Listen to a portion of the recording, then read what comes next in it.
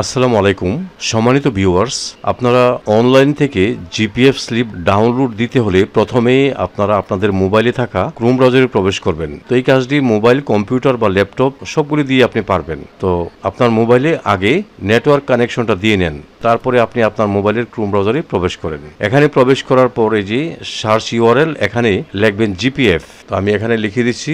তো লিখে দেওয়ার পরে এই যে জিপিএফ এ ক্লিক করবেন।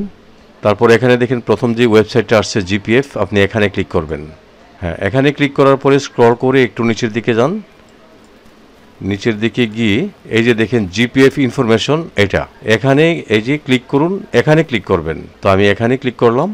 এখানে ক্লিক করার পরে এই যে দেখেন এনআইডি অবলিক স্মার্ট আইডি। যাদের এনআইডি আছে তারা 17 ডিজিটে লিখবেন। আপনাদের এনআইডিতে 13 ডিজিট আছে, তার আগে আপনি জন্মসালটা বসিয়ে নেবেন। আর যাদের স্মার্ট আইডি আছে তারা 10 ডিজিটের নাম্বারটা এখানে বসিয়ে দিবেন।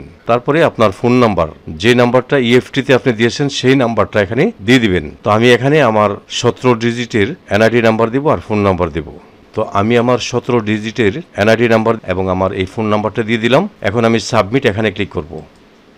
এখানে ক্লিক করার পরে আপনি যে মোবাইল নাম্বারটা এখানে দিয়েছেন সেই নাম্বারে ওটিপি যাবে, সেই ওটিপিটা আপনি এখানে দিয়ে দিবেন। তো আমার ওটিপি চলে আসছে, আমি এটা দিয়ে দিই।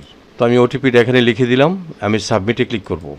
সাবমিটে ক্লিক করার পরে এখানে দেখেন জিপিএফ অ্যাকাউন্ট স্লিপ, আরেকটা হলো জিপিএফ সাবসিডিয়ারি লেজার। আপনি এইটা যে 2024-25-এর এখানে ক্লিক করে দেখবেন 2024-25 আছে, আপনি এটাকে ডাউনলোড করবেন। হ্যাঁ, আপনি পরবর্তীতে লেজারটাও ডাউনলোড করে নেবেন। তো আমাদের মূলত দরকার হলো 2024-25-এর এটা। এর জন্য আমি গোতে ক্লিক করব।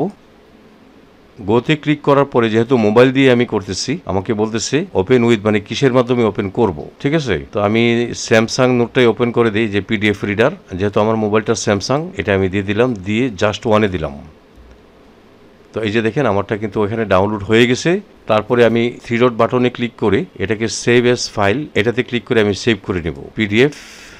এখানে আমি ডান করে দিব। এই যে অ্যাকাউন্ট স্লিপ এটা থাকুক, আমি সেভ করে দিব।